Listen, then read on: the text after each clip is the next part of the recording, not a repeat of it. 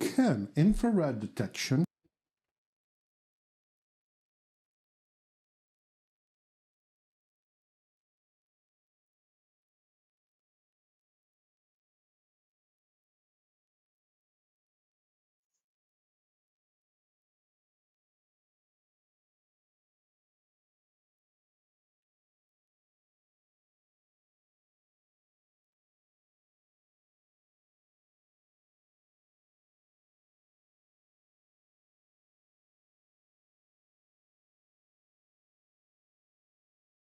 can infrared detection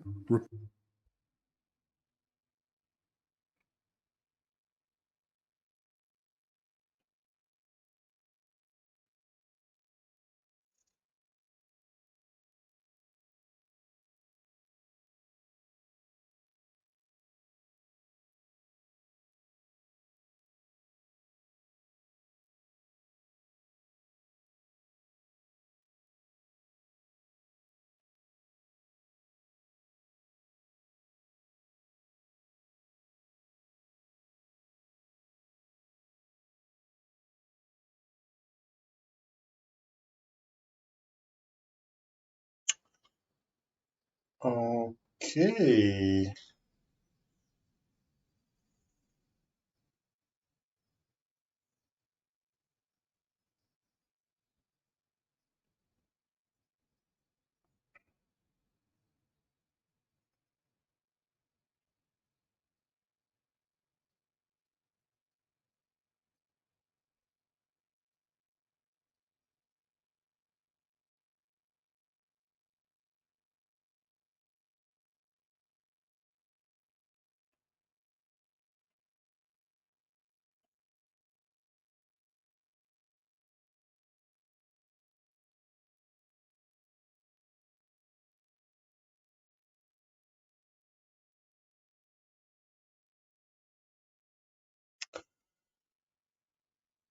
Okay. Are we live? I suppose. I su Okay.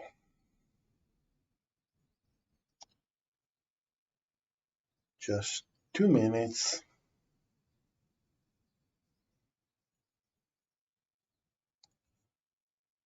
Just 2 minutes to see if someone is connecting.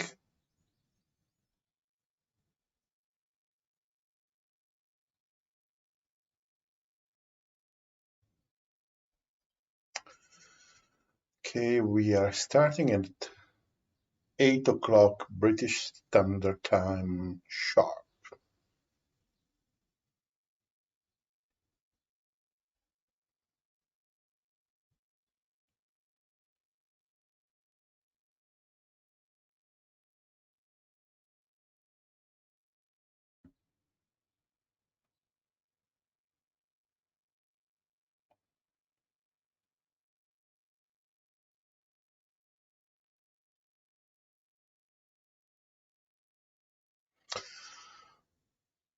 Hey, so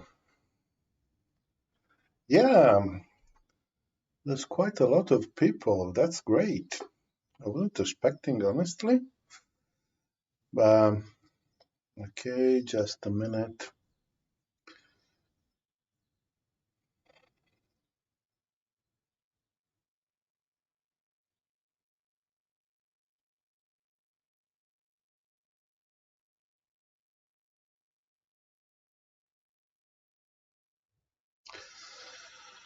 Okay, suppose we can start. So, welcome everybody, and thank you very much for being with me tonight. This is my first live stream. and it is largely experimental, so probably the video will be so-so, the sound will be so-so, and probably the whole thing won't be the best. But I suppose we need to start we need to start from somewhere. So yeah, here we are.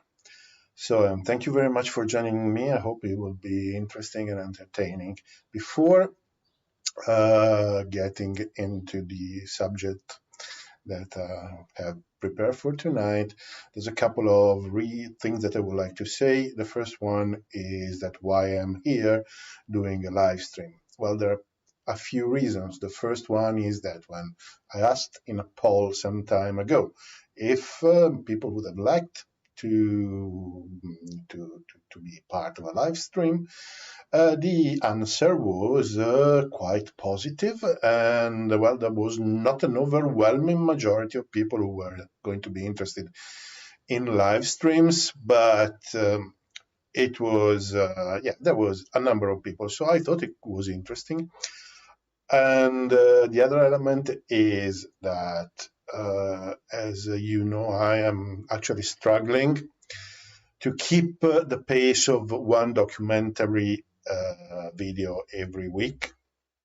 And you may have noticed that I'm trying to improve the quality a little bit in the last few months. And yeah, it's paying off. So basically, it's better to have fewer videos of good quality than more videos of lower quality.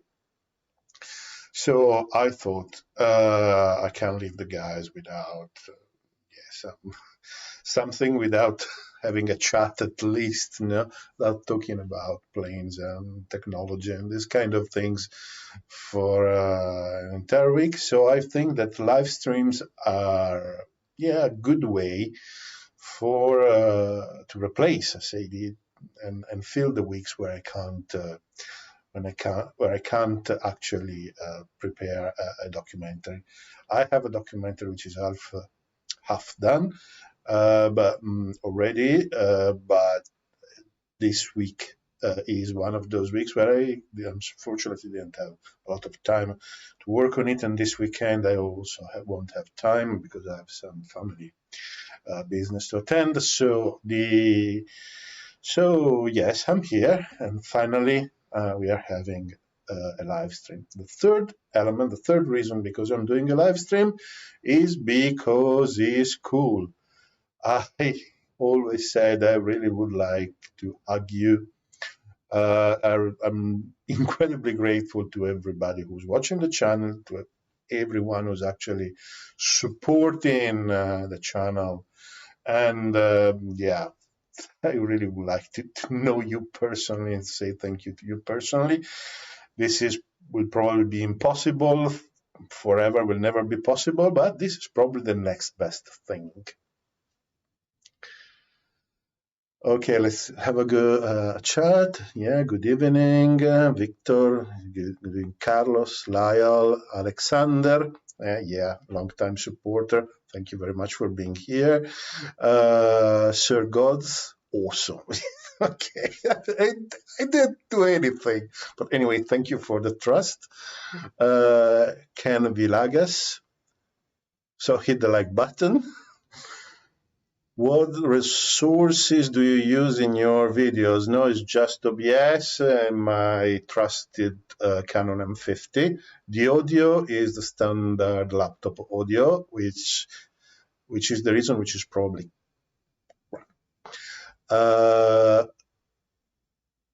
please set up a PayPal so I can send you support for your excellent videos. You're not the first one asking. I probably should do, but for now it is not available. Hello, Mura, hello, Mban, hello, Gurav. Okay, start being already too many to say hello to everybody, but that's really, Well, that's a great turnout. A lot of people turning up. I didn't expect that. So what I thought to do for this first live stream is we're going to stay here for about an hour or so. what I thought is to do, what I was thinking to do is a sort of a Q&A, in the sense I actually chosen some of the comments on the most recent videos in the last couple of weeks that are either questions, which are maybe interesting for everyone, or are points that are worth commenting. So I will go through those for, I don't know, half an hour roughly. And then for half an hour we can have a chat. Just feel free to post questions, if there is something that I believe could be interesting for everyone. And if I can answer, I am happy to do that. So let's get started. So a few days ago, Alex Alphonse, who I believe maybe French, I don't know, said, "Isn't it possible to use visible light optics with super high zoom and resolution to find and identify targets?" The answer is, in principle, yes. It's not very practical because those kind of optics tend to be quite large, but that would be nothing. The problem is, what are you going to do at night?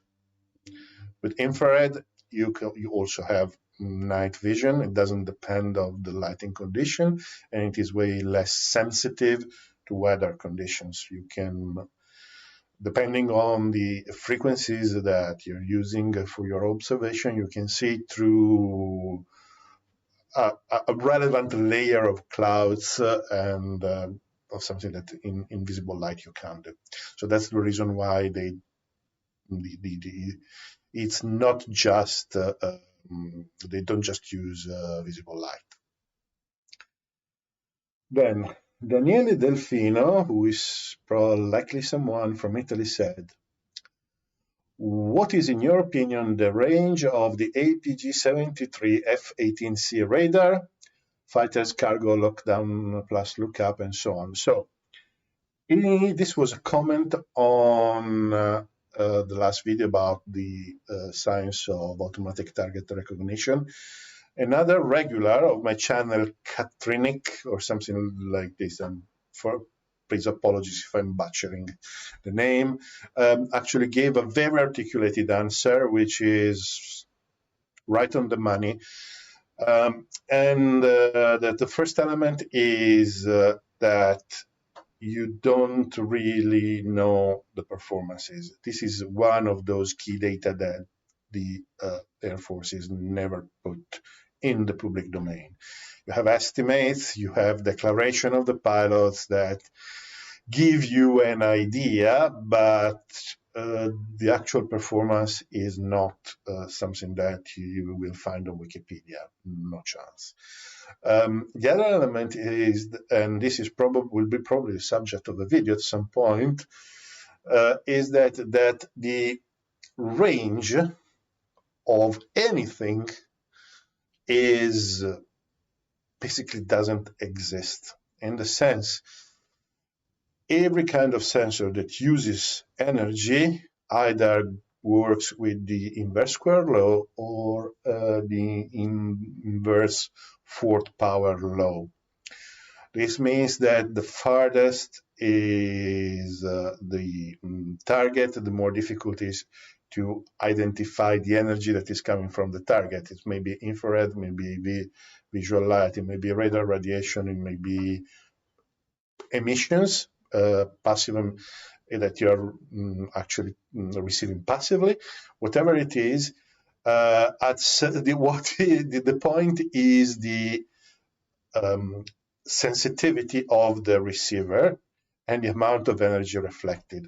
So it's not that there is this imaginary circle traced around the sensor that says, up to this point I can see, beyond that point I can't. It's a blending. Now, every range figure that you will see is just a roughly estimate, an average estimate, which may also not be exactly correct or exactly true, because these are reserve stuff. So yes, saying what is the range is basically, so basically if you're playing DCS and you want to know exactly what is the range at which you're going to be able to detect the plane, unfortunately I can't help you. If it is modeled correctly, sometimes you will see the plane when it is close, sometimes you will see the plane when it is far, the same plane with just different altitudes, just enough to change. So that's the point. So honestly, I don't think giving a number is probably useless from this point of view. So I hope I've been clear. This is probably a subject that is worth a video on its own. And just speaking about this, yes, who's 9 Akhtar, can you please do a video on DCS as well? Please, please, please, please, please, please, pretty please. Sorry guys, I don't play DCS. I generally don't play video games. I quite like watching DCS videos. I like the Grim Reapers because the cap is really entertaining. And I like the Growling Sidewinder because it is yes, it is a gaming channel. No, the actual scenarios are not realistic, but he often drops some nuggets about the air combat, which are actually correct. And by the way, he's also saying that if you expect that the performance of the weapons in DCS are also the performances of the weapons in real life, yeah, no, it's not going to happen.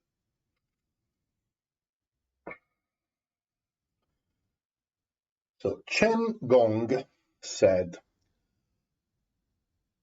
about the, again, radar target recognition, puts into perspective how enormous of an advantage you have when you play video games simply because you know exactly where all your units are at all times.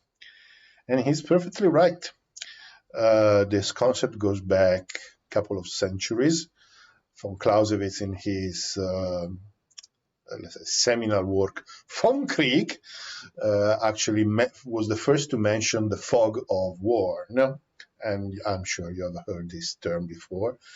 And yes, the fog of war is probably the principal enemy of commander, and any effort to dissipate the fog of war generally brings an improvement in the performance of any combat unit. This is not just air combat or air operations. This is general in a conflict. I happened to hear an interview with an Italian pilot, an F-35 pilot in Italian, unfortunately, so not everybody can listen to it, but not on YouTube, on the Italian national television.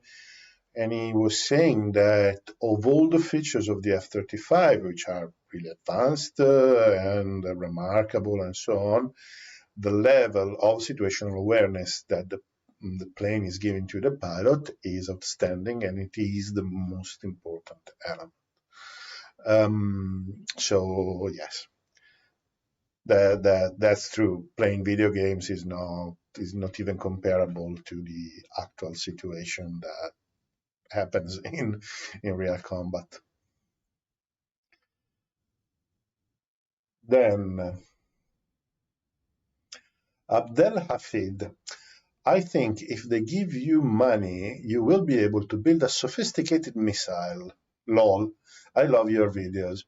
Yes, you're perfectly right. So if you have the amount of money that is normally required to develop a very sophisticated missile available, no, and you want to actually put this make those available to me to just design a new missile, please just contact me privately. I will give you my bank account. I will definitely do that. Yes, okay. Thank you very much.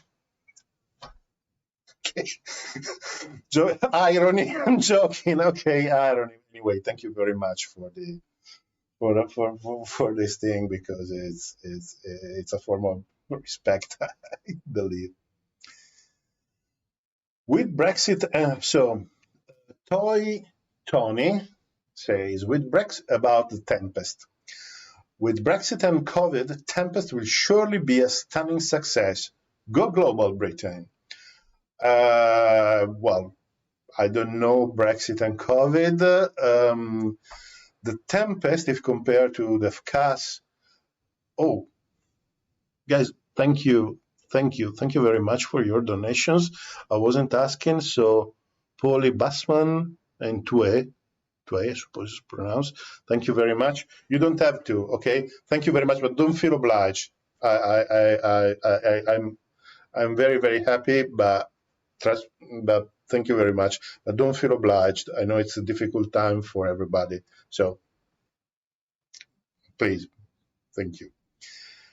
So I was saying about the Tempest. The Tempest is, if compared to the other European project of CAS, I believe the Tempest is probably much more solid, in the sense that the FCAS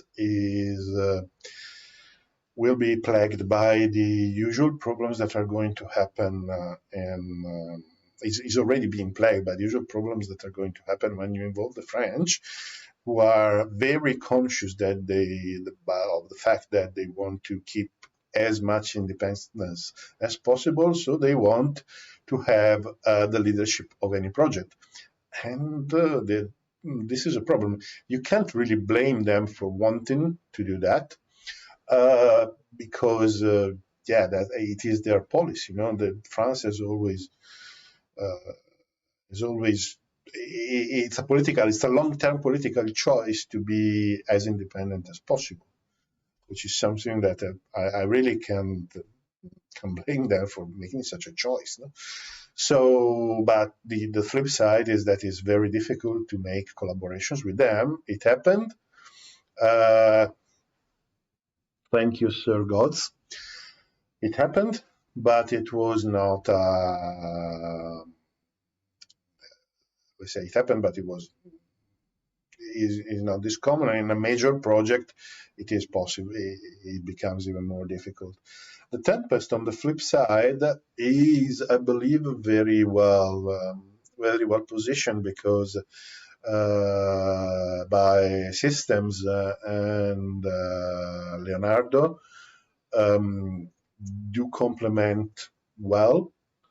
Rolls-Royce is an excellent engine manufacturer that actually complements perfectly in the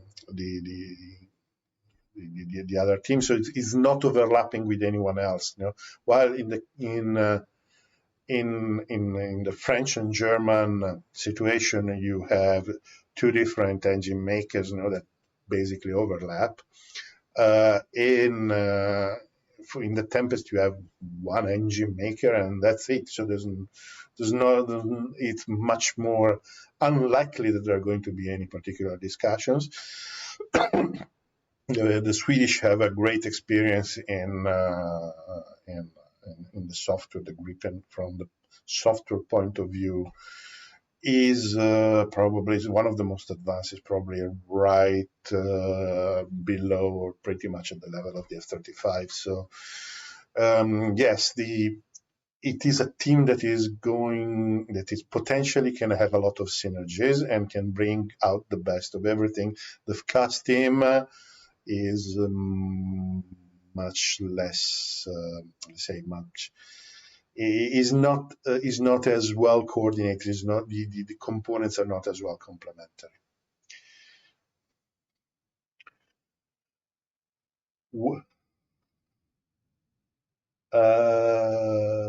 Weak Lifts said, "Hi, could you make a short video with your thoughts on the recent news that Croatia is going to buy 12 Rafale planes? What is your opinion on the choice that was on hand between used Rafale F3F and new F-16s?"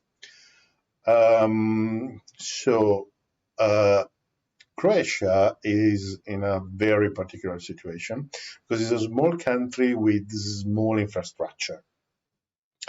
So that they don't have a large aeronautical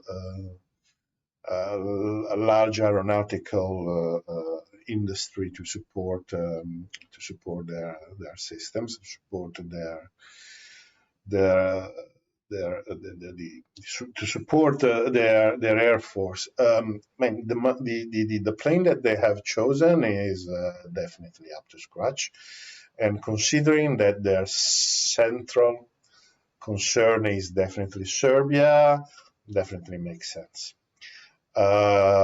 Serbia actually received recently MiG-29s from Russia, and I believe some used MiG-29 from Russia, so actually increased their capabilities.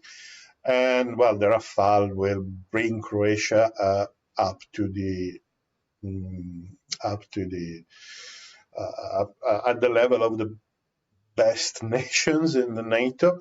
I also believe that the decision of buying the Rafale is, or better, a top-level machine is also because they want to have the possibility to deploy 2-4 planes during NATO missions. The drawback is the fact that it is very complex. They will be dependent 100% from France. Would probably be reasonable for them to add a strong light attack component to their air force, or a drone component to their air force, which would be very well suited for a country like Croatia. If you think the geography of Croatia is not much different than Israel, they have no strategic depth. So they have similar problems as Israel. So they need something that capable of reacting very quickly and capable of finishing the fight very quickly. They don't have the time the luxury of taking some time to win a confrontation. So yes, it definitely makes sense. Well, compared to the F-16, the F-16 is still good, very good machine, definitely. But it's pretty much at the end of its life. It's pretty much used all its development potential. The F-3F could be updated in the future. Probably there will be at least 2 or 3 more standards. For the Rafale, the F-16 is much more problematic. So yeah, it's probably from the point of view of Croatia, it's probably a good choice. I have the doubt. It should be complemented with something else, probably. But yeah, and it is probably also dictated, that, as I was saying before, by the fact that they want to be part of some NATO missions, so they want to have a modern asset that can be part of it.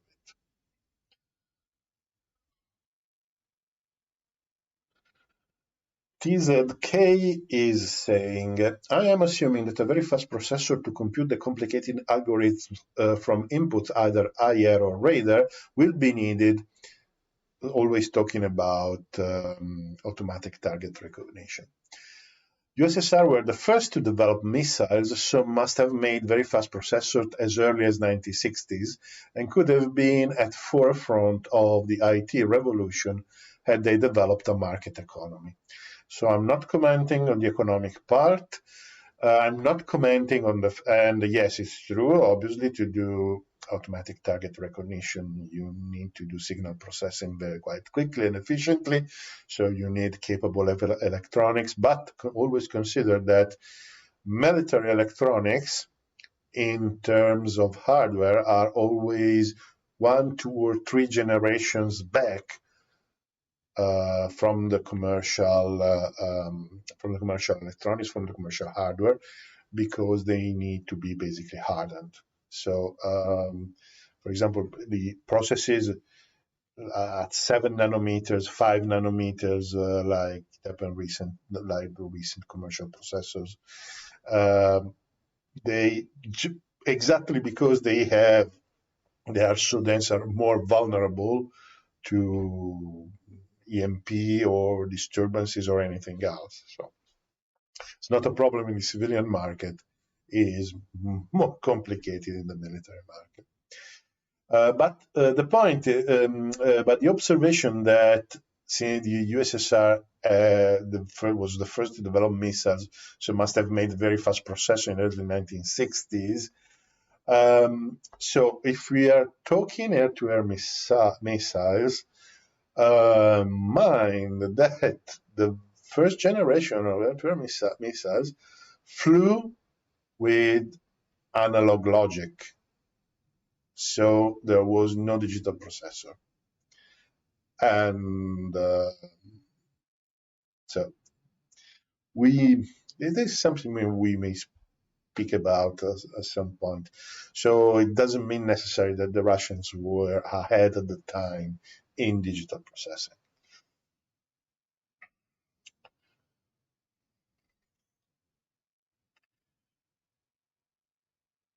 Horatio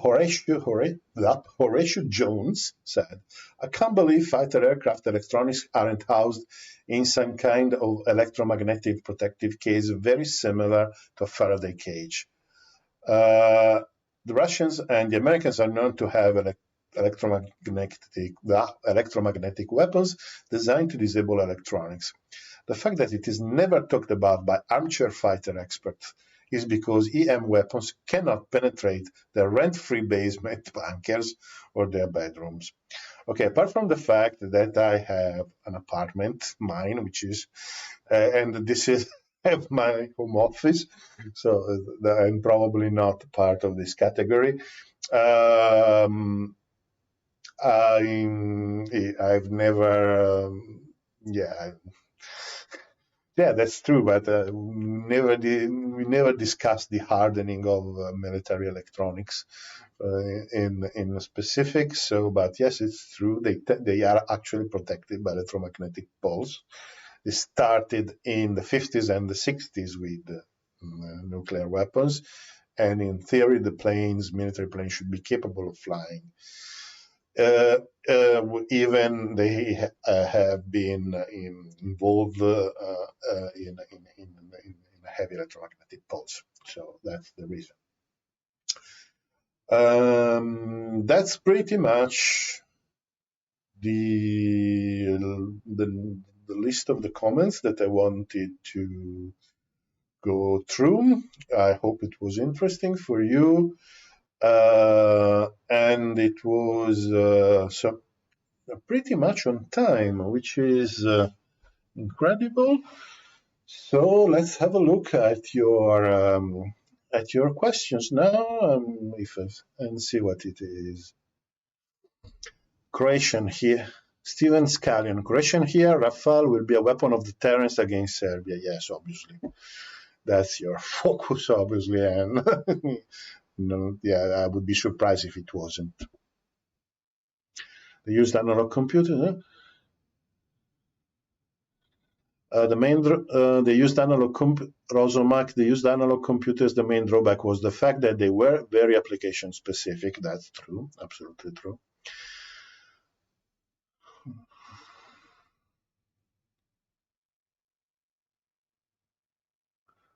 So, do high-tech man jets and UCAVs make sense against an opponent flying drones like the TI-TB2? What fifth, sixth generation technologies can neutralize such threats? Is it cost-effective? So this is quite a complicated thing. There is a video about these drones where I tried to discuss this, but probably I wasn't very exhaustive. The real problem is that if you use an AMRAAM against a drone, that probably is less expensive than the weapon itself, is not a good use of the AMRAAM. Obviously, all the manned fighters can shoot out of the sky all kind of drones, save for some who covered with high performances. You have to see if it is convenient. Probably using air surface-to-air defenses is probably a more effective way. So that's the conundrum that we will see that has not been solved yet, and but we are going to see more and more in the future. Well, every time there is a conference, let's hope we don't see much, but yeah, that's the nature of the things.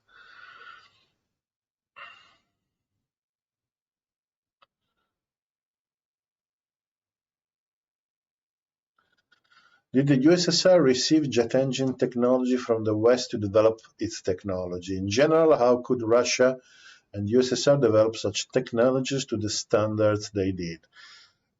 So yes, shortly after the Second World War, they received the Rolls-Royce NEN, I believe, British engine, a British jet engine. That was their first combat engine. But after that, the world is full of clever people, including the Soviet Union. They had a lot of investment in this thing, and so they managed to be, if not exactly the same level, just one step below the Western engines. So the world is full of clever people with the right tools and the right investments. They can do a lot. It's not that the technology doesn't develop in the West only.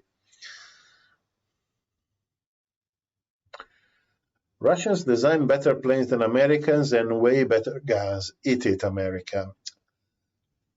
Okay, better planes is pretty much meaningless. Okay, as a concept in itself. They design planes that are aerodynamically much better, and hence they look much better. They really look good. Better guns, maybe today, but there are a lot of reports of MiG 19, 21, 23 in the Middle East that had serious problems with Russian guns. In War Thunder, as far as I know, the Russian guns are very effective. Has not been the case in the real world. Will you be at Twitter sometime soon? I was. Probably should go back. Does AISA work like a camera sensor because they have many small radars like pixels? No, it's different. We'll cover that.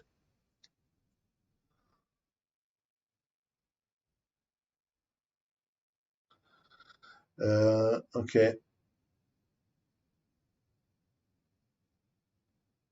How does the search radar on anti-air vehicles know which beam was reflected as to know the timing and to find the distance?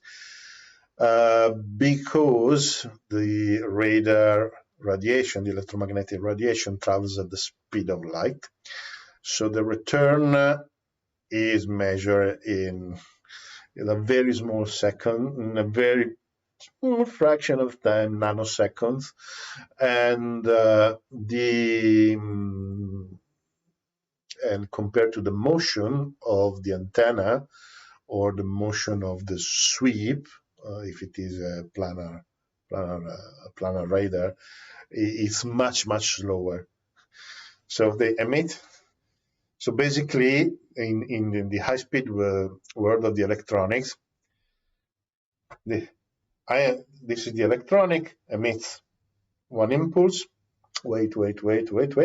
Here's another impulse. Is the reply. Okay. Move a little bit. Another impulse. Wait. Get the reply. Wait. Move another bit. Another impulse, and so on. So the key is the fact that the radiation is much quicker than the movement of the antenna. Question number 1, how good are modern shortwave radars from space? No idea. Honestly, I don't know how to say. The USSR invested highly into material science and got the rare resources in abundance. Okay. What do you think of wingman drones versus manned fighter combat planes? Everybody's investing in it, so if they're doing, I'm pretty sure that they believe it is going to work. My other job, I work in IT, so I'm pretty familiar what artificial intelligence should be capable of doing. Seems a bit of a long shot to me yet, but I mean, I still believe that if there is so much money invested into those projects and so much, probably they have some experimentation that tells them that it's probably going to work. How well, how much, and how long, difficult to say. What are your views on 150 kilometers plus BVR missile that can be built? What do you think their chances of shooting down an enemy aircraft is? Okay, this is, again, range.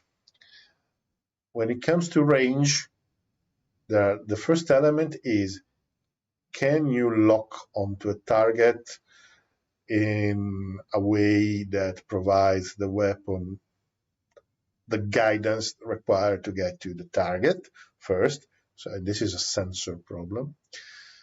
The second problem is how much energy at 150 kilometer has missile left to actually get go and get the target, because you know that if they are not air breathing, the engine burns for a limited time, and then most of the interception is conducted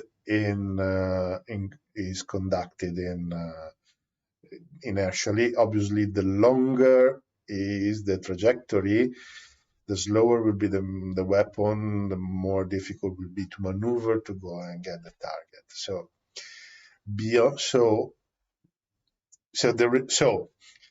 if you have a conventional rocket, such a long-range weapon is,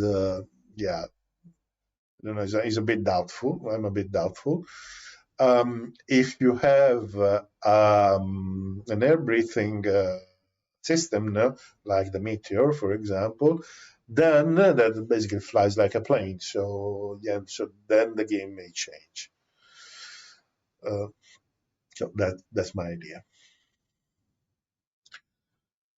Sir, why don't you talk about helicopters as much as you talk about fighter and I'm the part of combat aviation? Please consider if it is a good topic. Yes, we could speak about helicopters, definitely. How many of you know exactly what's the difference between a rotor, a helicopter rotor, and a propeller, and a plane propeller? And just say yes, no on the chat. I would like you to expand the video about inverse monopole seeker. Thanks, that's very specialistic. I think they were actually mentioned in one of the videos some time ago, but yeah, okay. At what scales of production does new fighter jet become viable? By the way, it is past midnight where I'm from, so cheers. No, it's 39 past 8 here in the UK. Yeah, it depends. Most of the times it's not a problem of economic. It's not an economic problem. It's a political problem, and it's a political problem. So you may want to have autonomy. You may want to have numbers. You may want to do. Actually, it could be a good thing to do a video on the economy of military production. because I'm pretty sure some of you will be surprised of the way it's going to work.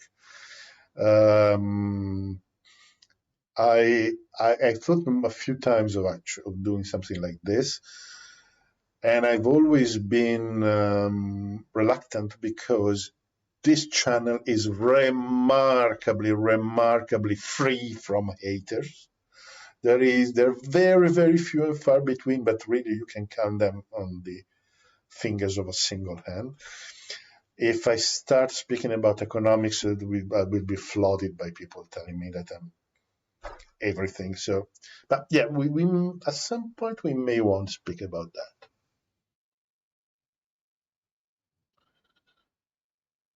Do you any info or guess if any flying system today use radar emission from multiple planes and receiving on also?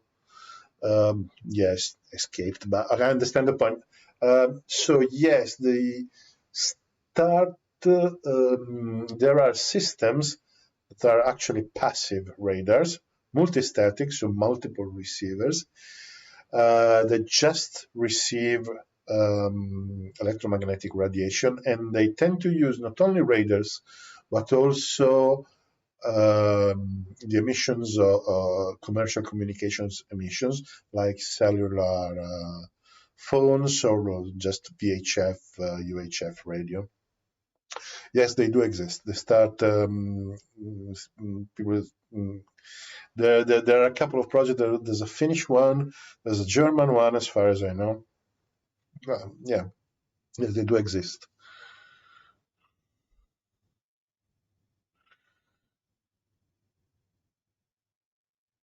My question about the radar is not trivial because Indra will make a satellite radar and data network to control the civil aviation, and Indra is the drone slice of CAS. Yep. See, yeah, okay. I don't know I'm sorry, we're not informed on this. I'd love a video about the F8 Crusader and its unique wing design. Yes, right, you're right. That wing was very interesting. And the Crusader is quite fascinating in itself. Problem is, there's a lot. Well, every time I do, if you go to my channel and look at the views, and you look at the historical videos, they are way less popular than the videos that cover something modern. So this should be explained in the context of something more modern, probably. In the meanwhile, we are just one viewer short of 100, which is something I would never have expected. I would have been happy if a couple of dozen people had turned up. So this is really amazing. Thank you very much, guys. Biological warfare under certain circumstances could be used as a tool to attack economic and political and evidence and scientific legitimacy. Does the West have the tools to analyze properly such virus? No idea. I'm not a biologist. Millennium, what did you think about the possibility of miniaturization of hypersonic missiles? For example, possibility of making hypersonic air-to-air missiles. Ooh, it's very easy to make an hypersonic air-to-air missile. In the sense that probably some of the current some versions at least of the current Western and Russian weapons can go beyond the Mach 5 with a simple rocket motor, so it's quite easy. If you refer to an air breathing, well, look at the Meteor. It's quite sophisticated, but it's definitely not impossible. And it's not a scramjet. It's actually an air-breathing rocket. It's not even a ramjet. It's an air-breathing rocket. But yeah, developing on that along that line should be possible. The point is, do you really want one? Can artificial intelligence create a new code or can just choose from already made code in a database? doesn't work like this. Artificial, okay, this is not IT, but they say that artificial intelligence is, so what characterizes artificial intelligence is the possibility to be trained. Give them an example of results of the kind of problem you want to fix, and then they will be able to predict if the actual fix that you are giving to them is going to fix the problem or not. Said like this is very simple and superficial, but is not really a matter of code or searching into a database. Please stop buying into the AEBS. It's all about stochastic modeling and advanced self-adaptive algorithms. Yeah, that's true in the sense that under the name, the machine learning artificial intelligence is used probably not appropriately in many situations for algorithms that are not artificial intelligence. Can you make more videos on electronic warfare? Do you think there is a technology available and exists that can jam software-defined radio communications? Well, the technology, yes, exists. About doing more videos about electronic warfare, yes, it's something that I want to do, but I believe that I don't know the subject well enough. I'm studying, so at some point they will come. But yes, because I'm definitely interested. It is something that I always wanted to get my hands dirty with. And obviously the fact that I am doing 100 viewers, yes, thank you. So it is always something that I always wanted to do, and the fact that we are doing these videos is something. It's a good opportunity for doing this. And by the way, the fact your financial support is actually helping me in acquiring not only the hardware that is actually necessary to do this, but also a lot of books and a lot of material that is actually useful to research and prepare the documentation for the videos. I tend to keep the patrons and subscribe stars informed about that, but obviously that's behind. That's the reason why search is so important. Yes, I like the channel. Sorry, that's the reason why growth is so important. I like the idea that the channel is growing, obviously, because nobody's on YouTube not to be seen. There is this very long-term perspective that maybe one day I could be doing this full time, but that's quite unlikely. But the more there is some growth, the more the growth, the more the income, the more I can acquire the kind of tools that are required to do the job, either from a technical perspective or a documentation perspective. Greetings, what are your thoughts on India's TEDBS and their AMCA project? Also, would love your thoughts on power consumption on next-gen energy weapons and how will aircraft cope. So, India is doing a lot. They're struggling a bit, but that's just normal. But the fact that they're trying to become independent is actually commendable. I'm a strong believer that in terms of defense, the more you are independent, the best. So yeah, so it's a good idea. Then we may want one day to get into depth and examine what is coming out from these, but is definitely too early. Even the video on the Tempest was too early, probably. Energy weapons. Yep, they are they are in that stage where they start to become immature for actual actual use, actual combat use. Um, I still think that at this stage they probably won't be kinetic in the sense they won't destroy the target. They will aim for destroying for attacking sensors and this kind of things. But yeah, definitely they will have a role.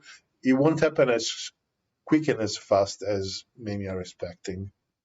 The power consumption is still a problem. And the other problem that nobody always mentions is the fact that if you have the higher the throughput of energy from the front of the weapon, the more the optics that are used to focalize and protect the inside of the weapons become critical, because if they are even if they are transparent, despite the fact that they are transparent, if you really push a lot of energy through them, they still absorb a lot of energy. So they become very hot. They can fracture. They don't last very long, and so on. This is a typical problem that they have, and we have yet to see exactly what is going to happen in this area.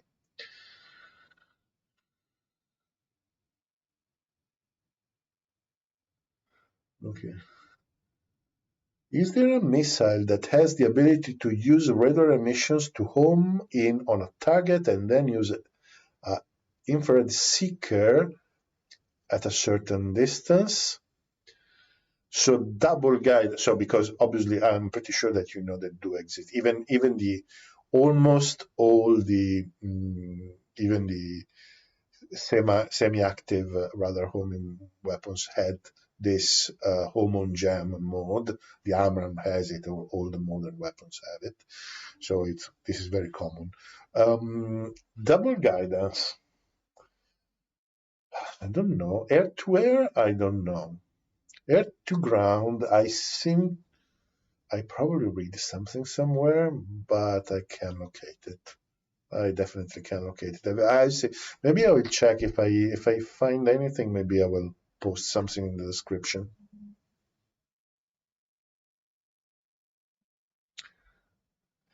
Isn't fog a problem for laser weapons? Yes, it is. Yes, it is. It is less than you may expect because the laser beam pretty much vaporizes the fog very quickly. But yes, you need to vaporize the fog before putting all the energy on the target. So yes, it may be a problem. Do you have any thoughts on how bureaucracy and economic ineptly in policy makers is damaging the West? The F-35 was an economic disaster. In particular, it was stupid to have Vistol in the same platform. Okay, I made many videos about this. It's complicated. It's complicated. It's not something we can discuss straight away like this. Probably requires an entire video. There seems to be renewed interest in non-stealth aircraft to deploy in an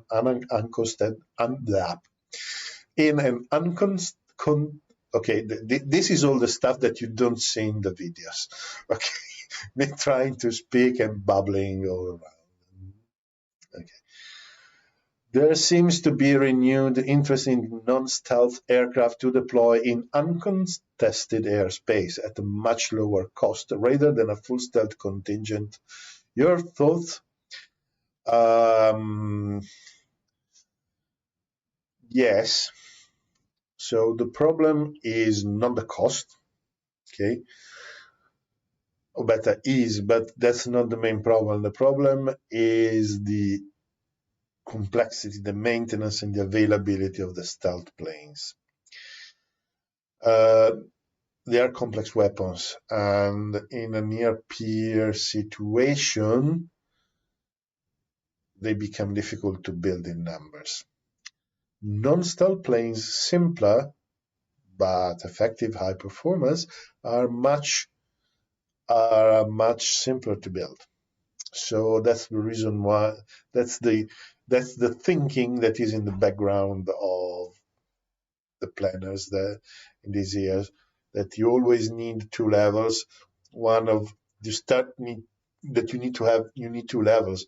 One of sophisticated, very sophisticated, capable of acquiring the superiority, or be capable of doing dangerous missions and penetrating the airspace, and another a bit less capable, but still capable, that can be used in all other situations, but critically, you can allow to lose a number of them, and you can build in large numbers.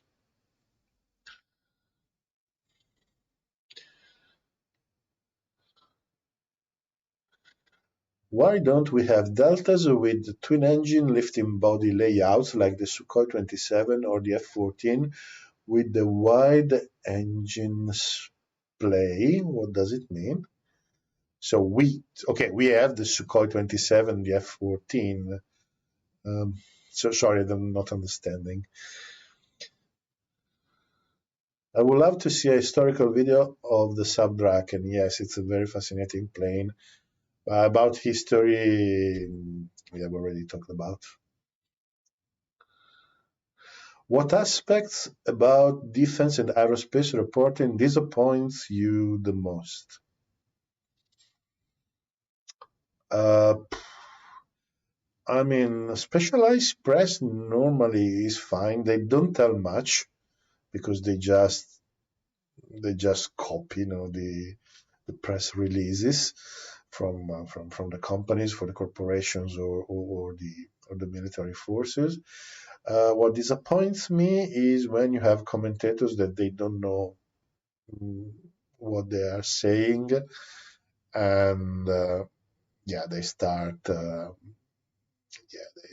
they start pontificating about this. So I can tell you one thing. So when I was a boy, I sort of started. Okay, that I was passionate about airplanes. So I learned. I used to read the newspapers and look for all the news about aeronautics.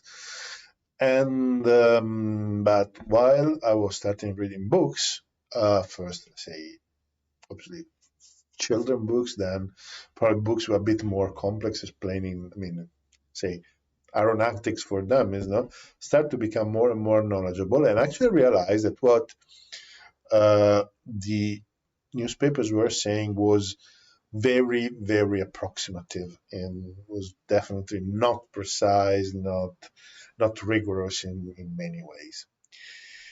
Then I started to become knowledgeable about history in general, because it's always been a passion for me, military history. And I actually realized that when newspapers spoke about military or covered military history, again, they used to be very, very approximative, not very rigorous. And when I started learning computer programming, I started with a VIC-20.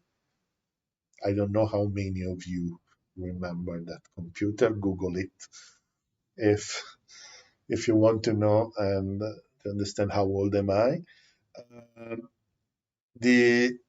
I became knowledgeable in informatics, and I actually realized that newspaper quality on the subject was quite poor. So basically, every time I used to become knowledgeable I realized that the quality of the newspaper was definitely not satisfactory. So I prefer not reading anything about medicine, for example. Okay, It's 9 o'clock here in the beautiful south of England.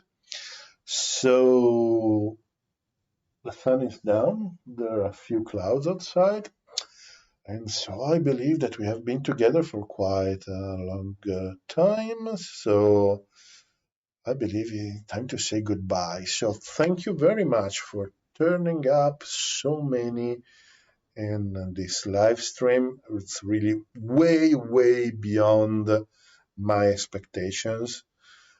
It's thank you very much for watching. I hope you have enjoyed this. Fortunately, there will be no video, no documentary this week. And the regular planning with the regular programming will restart next week. And but we are doing this more often, definitely, maybe twice a month, something like this. And yeah, we can probably be a bit more complex, sophisticated, and better looking. In the meanwhile, thank you very, very much for watching, and see you the next time.